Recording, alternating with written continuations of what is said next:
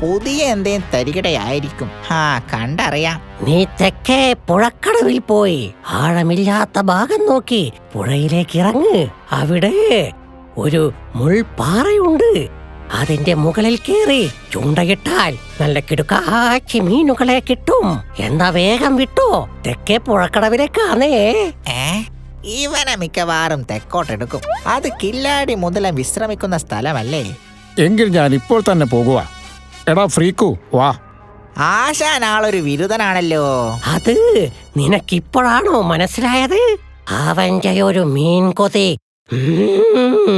എന്തായാലും ആശാൻ അവന് ആശ കൊടുക്കണ്ടായിരുന്നു, പാവം. അതിനാരാടാ ആശ കൊടുത്ത് പറ്റിക്കുന്നത്? ഞാൻ എന്താ അവനോട് പറഞ്ഞത്? മീൻ കൊതി മാറ്റിത്തരാമെന്നല്ലേ? ആ കില്ലാടി മുതലയുടെ അരികിലെത്തിയാൽ അവന്റെ ഈ അവസാനമല്ലേ. പിന്നെ മീൻ കൊതി മാത്രമല്ല, ഒരു കൊതിയും അവനുണ്ടാകില്ലല്ലോ.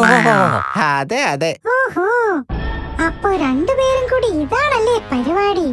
ആ പാവം ജിമ്മുവിനെ ആദ്യം രക്ഷിക്കണം, എന്നിട്ടാവാം ഇവർക്കുള്ള പണി.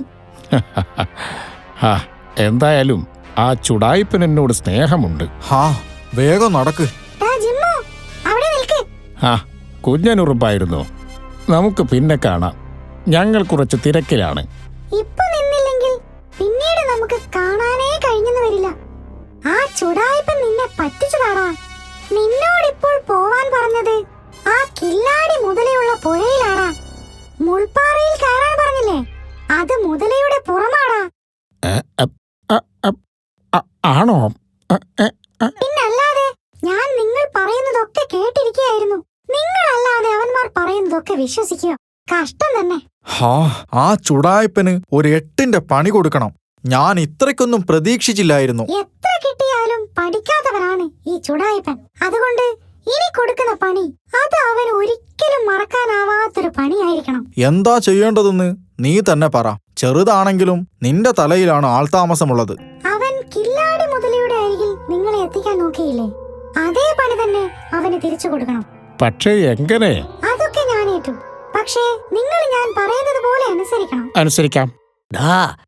ആ കില്ലാടി മുതല അവനാളൊരു ഭാഗ്യവാനാ. ജിമ്മു ആളൊരു മണങ്ങൂസനാണേലും മുതലയ്ക്ക് 2-3 ദിവസം ഷാപ്പിടാനുള്ള ഇറച്ചി അവന്റെ ശരീരത്തിലുണ്ട്. അത് ശരിയാ.